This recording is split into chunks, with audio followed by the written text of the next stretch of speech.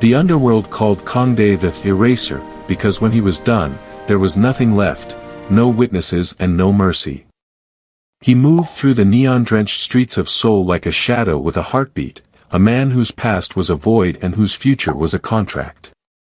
But tonight, the shadow froze. His target was a 7-year-old girl sitting alone on a swing set. She didn't scream when the red laser dot settled on her forehead. Instead, she reached into her pocket and pulled out a crumpled piece of paper. It was a drawing of Kang-Dae, complete with the jagged, bleeding cut he had received 10 minutes prior.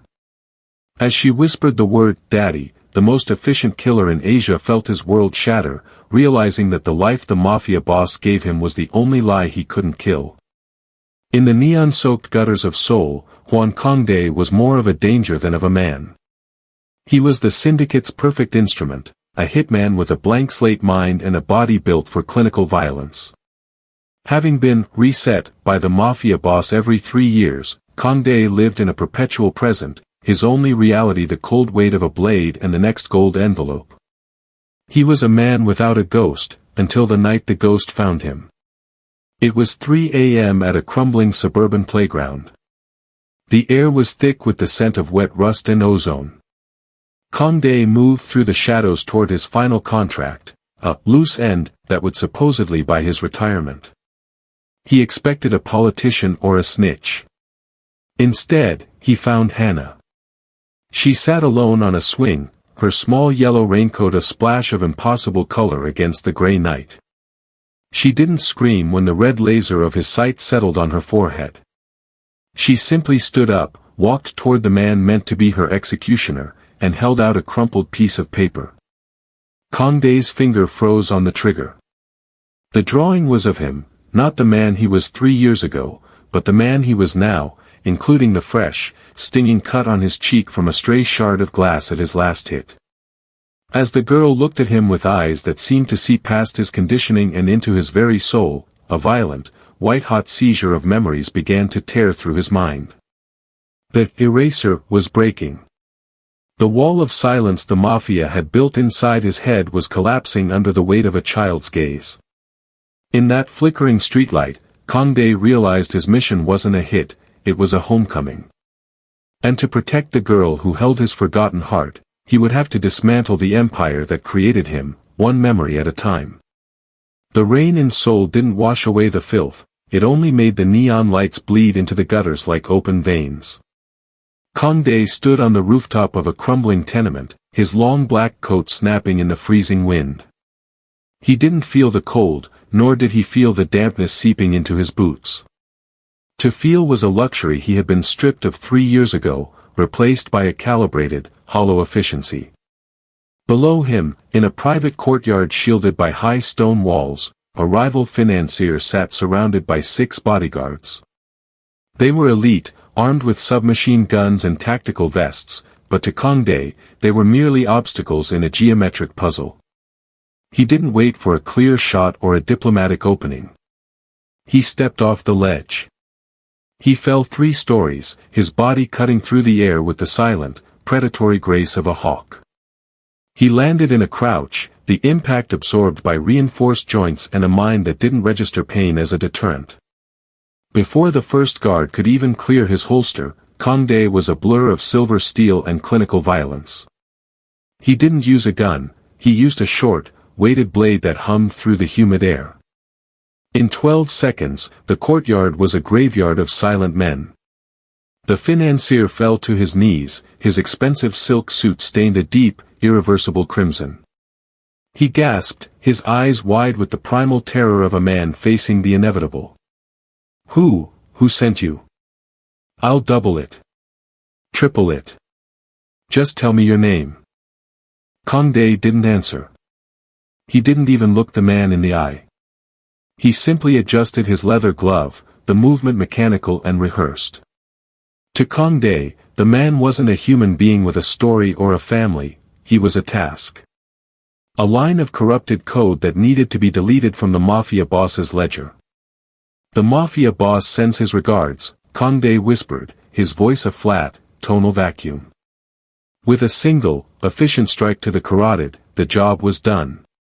Kang-Dae walked away through the thickening rain, his pulse resting at a steady, terrifying 60 beats per minute. He climbed into the back of a waiting black sedan, where the Mafia boss sat shrouded in the shadows of the plush interior, his heavy gold rings glinting in the passing streetlights. "Perfect as always," the Mafia boss murmured, his voice thick with a proprietary pride. He tapped a thick, gold-embossed envelope against his chin. "You are my masterpiece, Kang-Dae. No past to haunt you, no future to distract you. You are the only man in this city I can trust, because you have nothing left to lose." Kang-Dae took the envelope, his fingers steady. He didn't ask for a reward. He simply stared out the window at the blurred city, unaware that the void inside him was about to be filled by a storm he couldn't kill.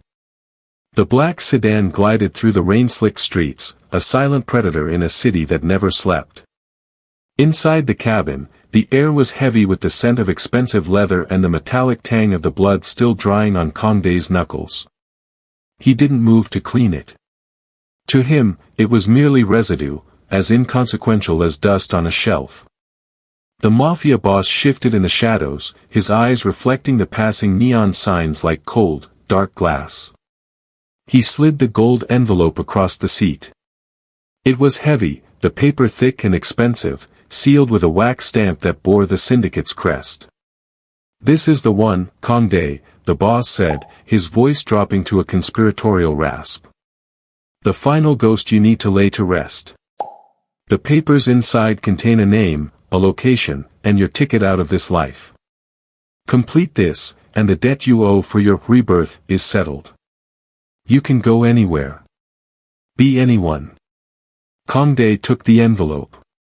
He didn't feel the surge of relief a normal man might feel at the prospect of freedom. Freedom was an abstract concept to a man who couldn't remember his own mother's face. He simply broke the seal. Inside was a single photograph and a set of coordinates. The target was described as a political loose end, a term the syndicate used for anyone who knew too much or stood in the way of a clean transition of power. But as Kang-Dae looked at the coordinates, a faint, rhythmic thrumming started in his temples. The location was a suburban playground on the outskirts of the city, a place of sand and plastic slides, nestled in a quiet neighborhood where the streetlights were spaced too far apart. "Why there?" Kang-Dae asked, his voice low and devoid of inflection. "Because that is where the target hides in plain sight," the Mafia boss replied, a thin, cruel smile stretching across his face. "They think they are safe in the light of normalcy. Show them that there is no such thing." The car came to a halt at a deserted intersection. Kang-Dae stepped out into the drizzle, the gold envelope tucked into the inner pocket of his coat. He checked his timepiece, 3:12 a.m.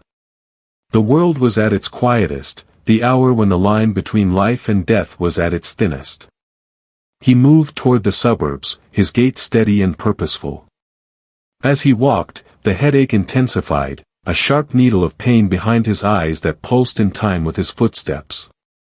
He ignored it, leaning into the conditioning that told him his body was a tool, and tools did not complain. He reached the perimeter of the park, the swing sets creaking softly in the wind like rusted hinges on a coffin. The target was there, just as the boss had promised. Kang-Dae reached for his weapon, his mind already calculating wind speed and trajectory, unaware that the loose end he was sent to tie was the very thread holding his fractured reality together. The playground was a skeletal landscape of cold iron and damp plastic, shivering under the weak glow of a single, flickering street lamp. Kang-Dae moved through the shadows with the silence of a creeping fog, his boots barely disturbing the wet wood chips. His hand slid into his coat, fingers curling around the cold, textured grip of his suppressed pistol. He had executed kings in palaces and traitors in dark alleys, and his pulse remained a steady, flat line. This was merely another subtraction. He rounded the corner of the slide and froze. The target wasn't a politician or a rival agent. It was a girl, no older than 7, sitting on a low swing.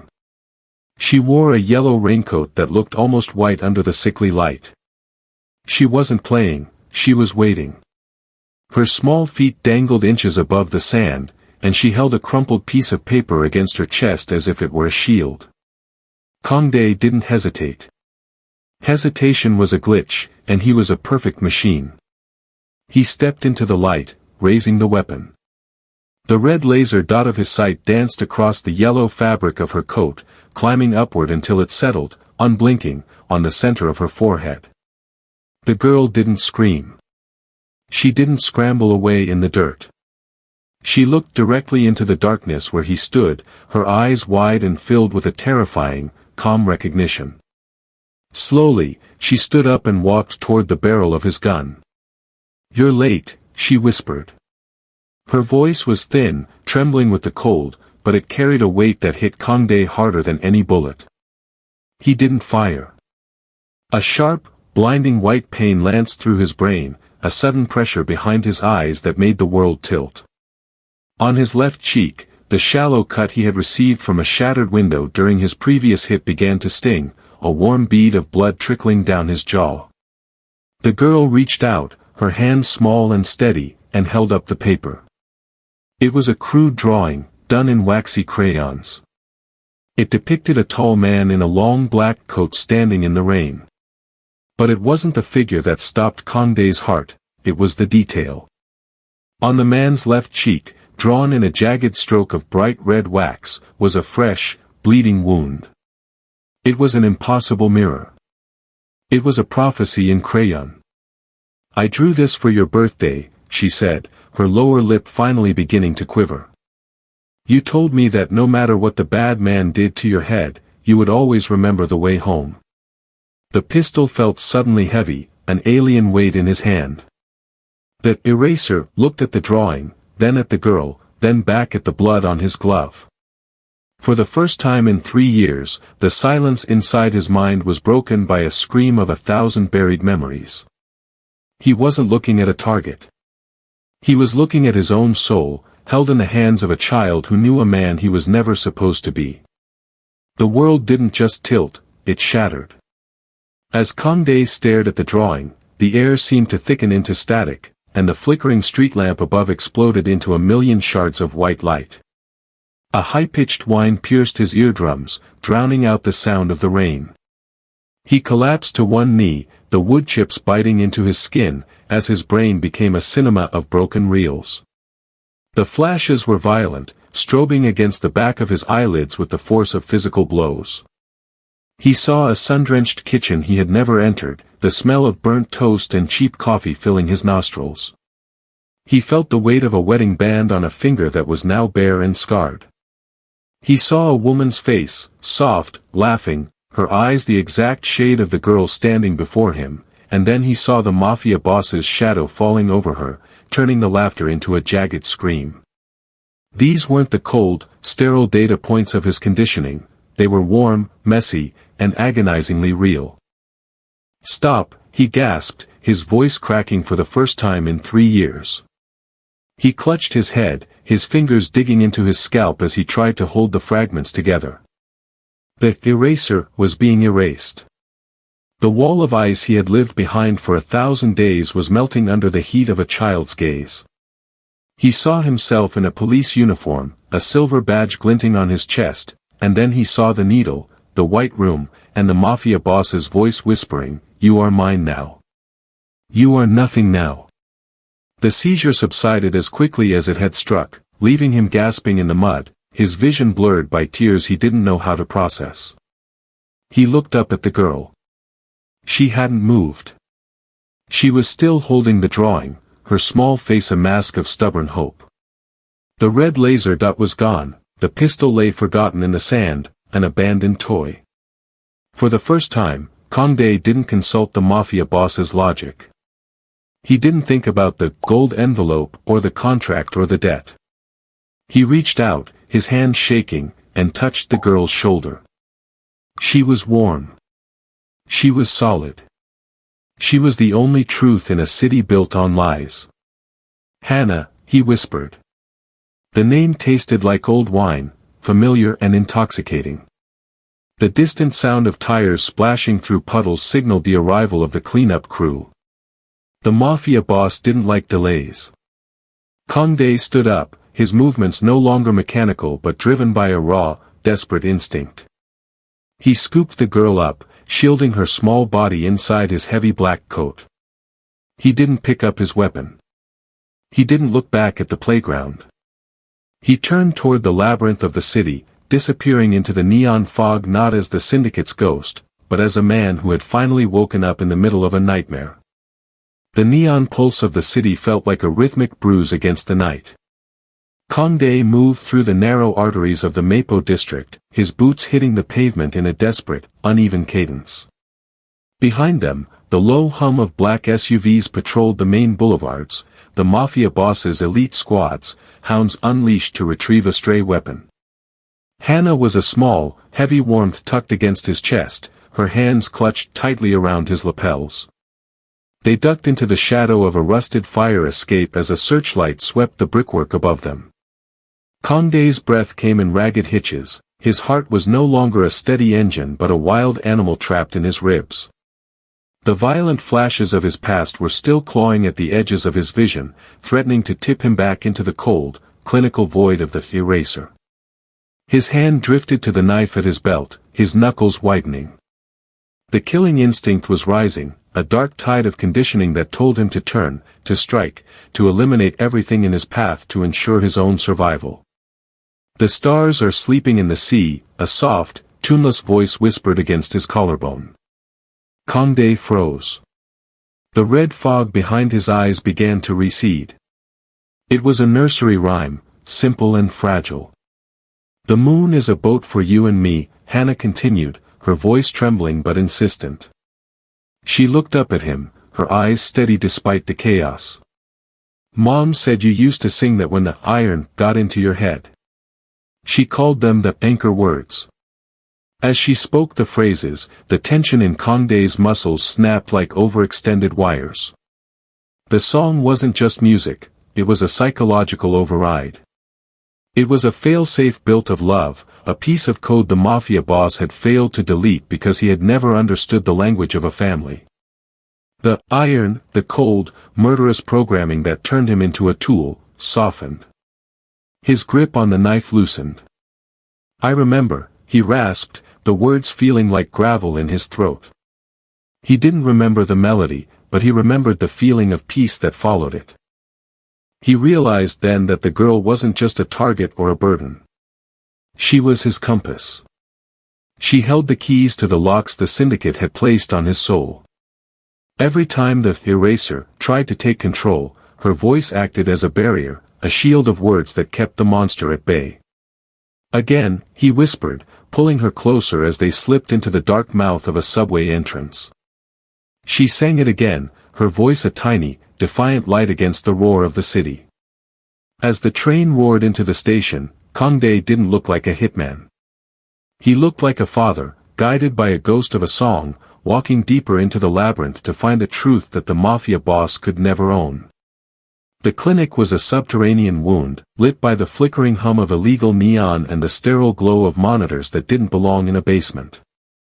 Dr. Eris, a man with hands that shook until they held a scalpel, didn't look up as Kang-Dae lowered Hannah onto a vinyl chair. He knew the eraser by reputation, but he had never seen the man with blood on his cheek that wasn't his own, or a child's hand clutched in his. "I didn't think you had a pulse left to beat," Kang-Dae, Eris murmured, his voice as dry as parchment. He gestured toward a rusted neuroscanner in the corner. "Sit. If the iron is acting up, I can only dull the edge." Kang-Dae didn't sit. He loomed over the doctor, his shadow swallowing the small room. "Tell me why she has a drawing of my future. Tell me why her voice shuts down the kill drive." Eris sighed, a long, weary sound that echoed against the damp walls. He pulled up a decrypted file on a cracked monitor, a file that bore the syndicate's seal. "The Mafia boss didn't find you in an orphanage, Kang-Dae. That was the first lie. He found you in a police precinct. You were a lead investigator, a man with a reputation for being unbreakable. You were getting too close to his empire." The doctor tapped a key, and a photo appeared. It was Kang-Dae, but his eyes were bright, his face unscarred, and he was laughing while holding a much smaller Hannah. The date at the bottom was a ghost from a life he had been told never existed. "He didn't want to kill you," Eris whispered, the light of the monitor reflecting in his thick glasses. "He wanted to own you. He used a neuroinhibitor, a blank slate protocol. They didn't just wipe your memory, they rewrote your soul.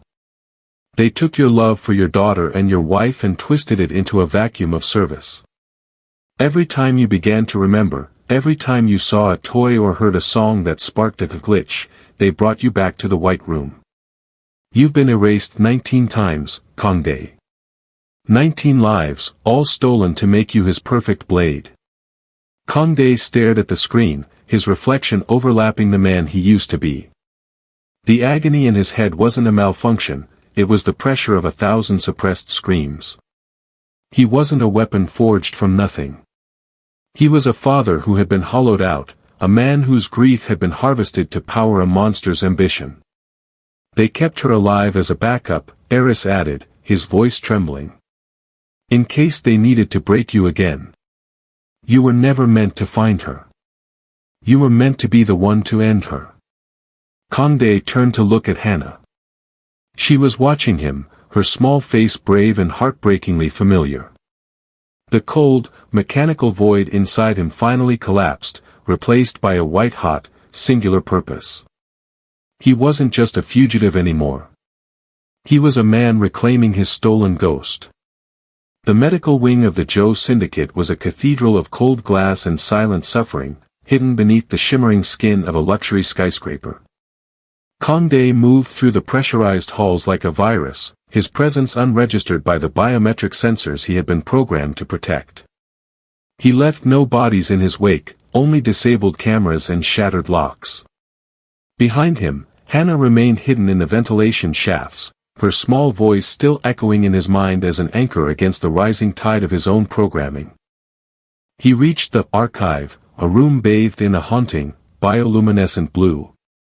Here, the air was chilled to preserve the servers that held the stolen identities of the Mafia boss's most loyal ghosts. Kang-Dae's fingers danced across the console with a muscle memory he didn't know he possessed. A single file appeared, labeled with his designation, Eraser 01. The first video log flickered to life. A younger Kang-Dae sat in a white chair, his eyes red and raw.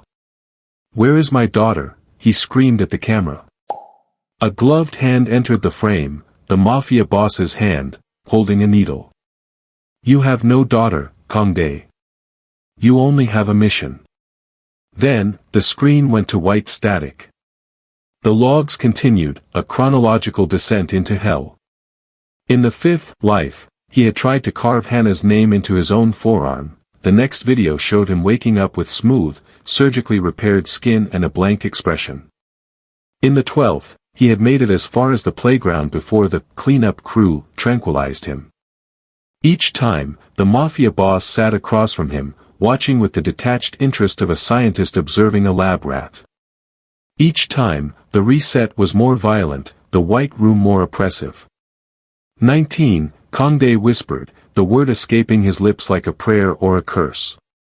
He watched the 19 versions of himself lose their souls, their tears being replaced by the cold, vacant stare he saw in the mirror every morning. He saw his own face age through the years, not through time, but through the cumulative trauma of 19 deaths of the heart. The Syndicate hadn't just used him, they had farmed his misery, turning his love for Hannah into a recurring nightmare they could exploit to sharpen his lethality. The blue light of the monitors reflected in his eyes, but the eraser's hollow gaze was gone. In its place was a father's fury, ancient and unyielding. He realized then that he wasn't a weapon that had malfunctioned. He was a man who had survived 19 murders of his own mind. He reached into the server rack, his hands steady as he began to download every log, every secret, every piece of himself that had been stolen. He was no longer just running. He was preparing to burn the laboratory of souls to the ground. The blue glow of the monitors died as Kang-Dae ripped the primary drive from its housing, plunging the archive into a suffocating, blood-red emergency light.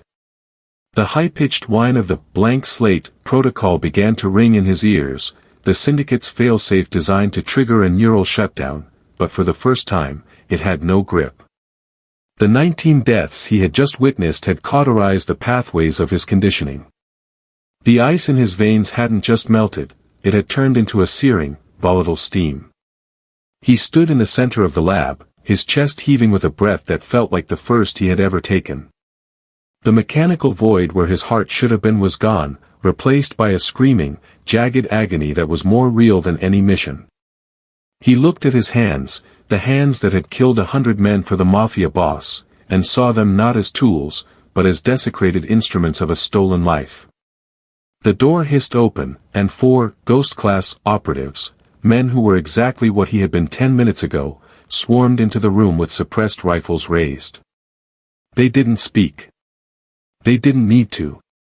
They were there to reclaim a malfunctioning asset. But Kang-Dae was no longer an asset. He moved before the first laser sight could settle on his chest. It wasn't the calculated, geometric movement of the eraser, it was the raw, explosive violence of a father protecting his cub. He closed the distance in a single, thunderous stride, his palm shattering the first operative's windpipe before the man could even register the change in speed.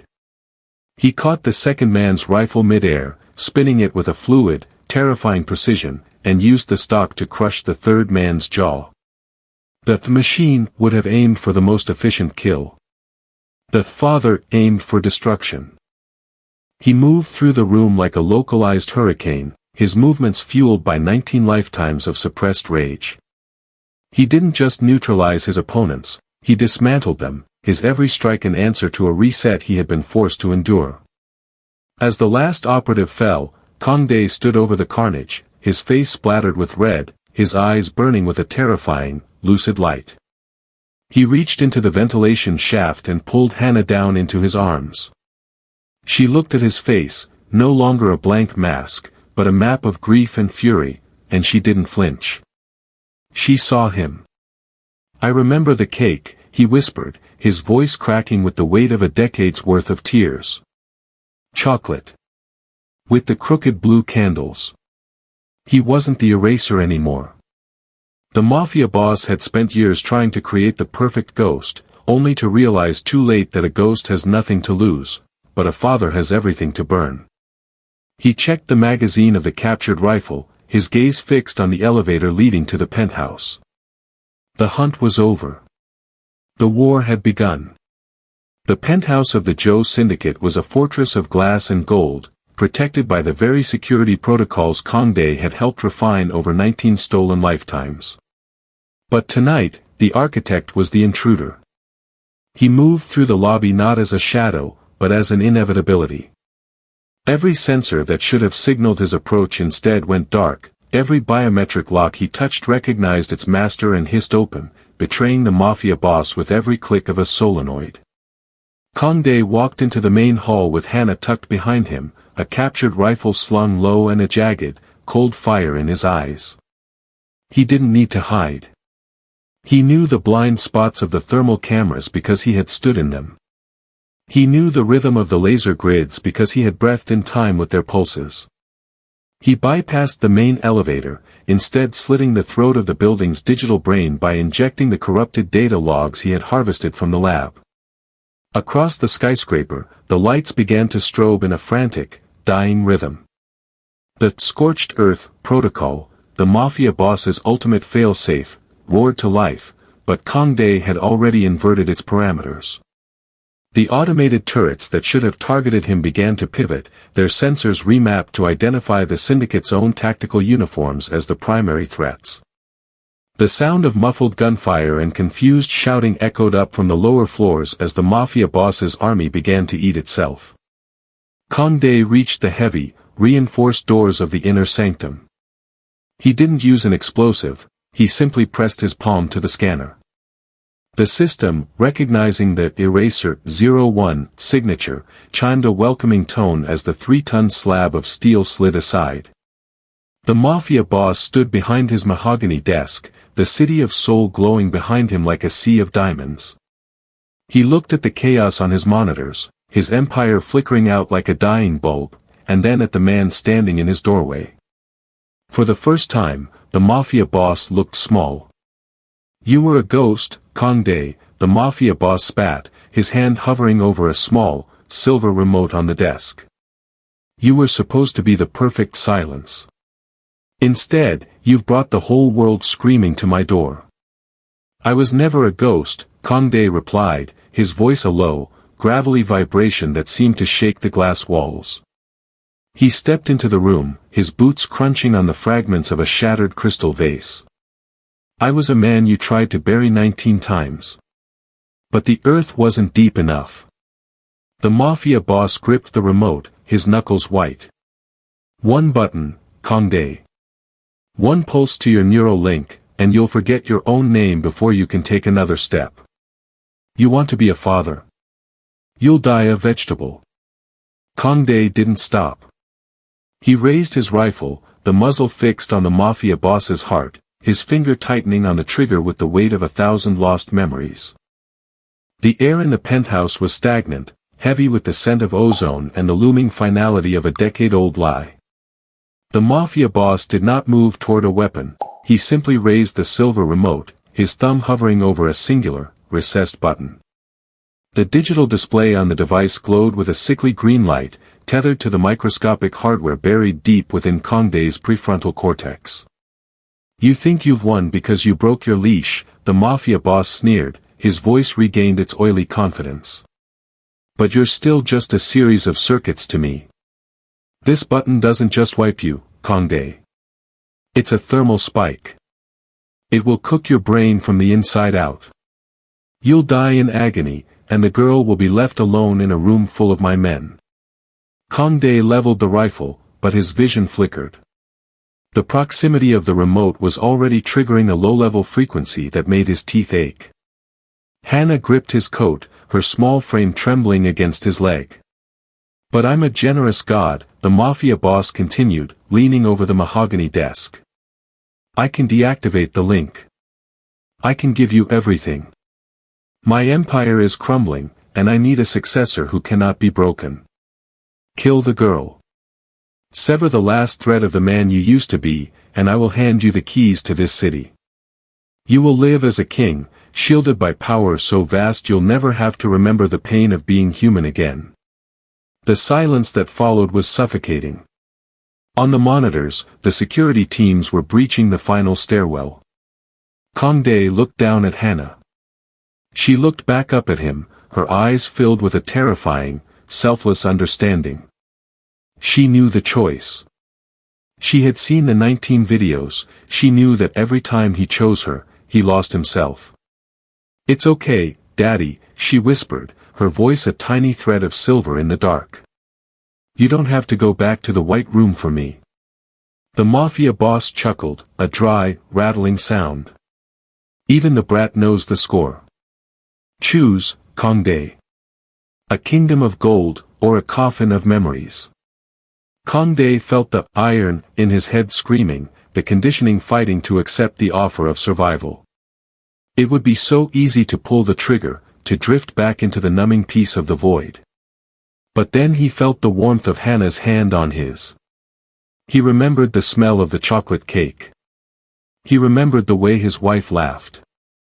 He realized that a kingdom built on the blood of his own soul was just another cage.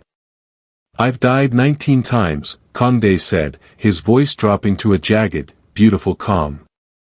He didn't look at the Mafia boss. He looked only at his daughter. "I'd rather die as a man once than live as your ghost forever." He didn't turn the gun on the girl. He didn't turn it on the boss. He stepped forward, placing his body between the remote and Hannah, his finger tightening on the trigger as he prepared to make the final, permanent choice. The silver remote clicked. For a heartbeat, the world turned into a white-hot needle behind Kang-Dae's eyes as the thermal spike ignited. The pain was absolute, a searing roar that threatened to incinerate every thought, every memory, and every nerve ending. But the Mafia boss had made one fatal miscalculation. He believed Kang-Dae's humanity was his weakness, when in reality, it was the only thing giving him the strength to endure the fire. With a roar that sounded more like a wounded lion than a man, Kang-Dae surged forward. He ignored the smell of ozone and the flickering of his own vision. He didn't aim for the boss's heart, he aimed for the foundations of the nightmare. He swung the butt of his rifle with a bone-shattering force, smashing the primary control console on the desk. Sparks erupted in a violent spray, and the green light on the remote turned a panicked, blinking red. The servers, the Mafia boss shrieked, his face contorting in terror as he realized his leverage was melting. Kang-Dae didn't stop. He threw himself toward the central server hub, the monolith of glass and silicon that housed the blank slate, protocols and the digital ghosts of 100 broken men. With his last ounce of motor control, he slammed a high-yield thermite charge into the cooling intake. For the 19 lives you stole, Kang-Dae rasped, his voice bubbling with the heat in his lungs. He pulled the pin. The explosion wasn't just fire, it was a digital execution. A wave of blue electricity surged through the room as the reset servers melted into slag, erasing the Syndicate's ability to ever wipe a soul again. The kill switch in Kang-Dae's head screamed one last time before dying into a heavy, permanent silence. The penthouse began to vibrate as the building's secondary systems failed. The Mafia boss, stripped of his technology and his terror, scrambled toward the balcony, but he was irrelevant now. Kang-Dae collapsed to his knees, his vision fading into a soft, bruised purple. He felt the cold air of the shattered windows rushing in, but he also felt something else, a small, frantic hand clutching his. He pulled Hannah into the crawlspace behind the reinforced server casing, shielding her small body with his own. He was a wall of scorched wool and battered muscle, a fortress built of a father's love. "Stay low," he whispered, his breath shallow. "Don't look at the fire. Just look at the drawing." The roof groaned as the structural integrity gave way, and the elite squads finally breached the doors only to find a room consumed by the light of 1,000 burning secrets. Kang-Dae closed his eyes, the eraser, finally dead, replaced by a man who had traded a kingdom for a single, precious heartbeat. He had broken the cycle. He had saved the child. And as the darkness finally took him, he realized he could still hear her breathing, and that was more than enough.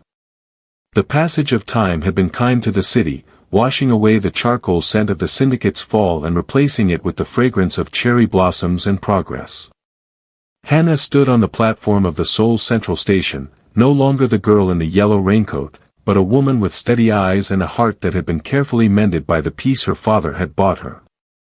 She held a worn, laminated piece of paper in her hand, a drawing of a man in a black coat with a red mark on his cheek. It was her only compass, a relic of a night when the world had burned so she could live. The station was a sea of anonymous faces, a rushing tide of people who knew nothing of ghosts or erasers. Hannah watched the crowd, a habit she had never been able to break. She wasn't looking for a hitman, she was looking for a miracle. Then, she saw him. He was standing by a stone planter, dressed in a simple, worn jacket that lacked the lethal sharp edges of the past. His hair was graying at the temples, and his posture was relaxed, devoid of the predatory tension that had once defined his every move. He was looking at a display of spring flowers with a quiet, curious intensity, as if he were seeing color for the first time. As Hannah approached, her heart hammered against her ribs like a trapped bird. She stopped a few feet away, her breath catching in her throat. The man turned, his gaze drifting over her. His eyes were clear, no longer the vacant, icy windows of a machine, but the soft, searching eyes of a man who had finally found the sun. He didn't recognize her face. He didn't know her name. The final reset and the trauma of that night had done what the Mafia boss never could, it had given him a truly clean slate, free of both the darkness and the light. But as his eyes lingered on Hannah, he suddenly winced. His hand reached up, almost involuntarily, to brush against his left cheek. There was no wound there anymore, only a faint, silvered line of a scar that shouldn't have been there, yet his fingers traced it with a strange, phantom ache. A flicker of something ancient and profound passed behind his eyes, a shadow of a memory, a ghost of a birthday song, a feeling of warmth in a cold playground. He didn't speak. He simply reached into the planter, plucked a single white lily, and stepped forward. With a shy, hesitant smile, he placed the flower on the bench beside her. He didn't know why he did it, he only knew that seeing this stranger made the silence in his head feel a little less lonely. He tipped his head in a silent greeting and walked away, disappearing into the golden afternoon light. Hannah picked up the flower, her tears finally falling. The brain had forgotten the details, but the soul, the stubborn, unyielding soul, remembered the love.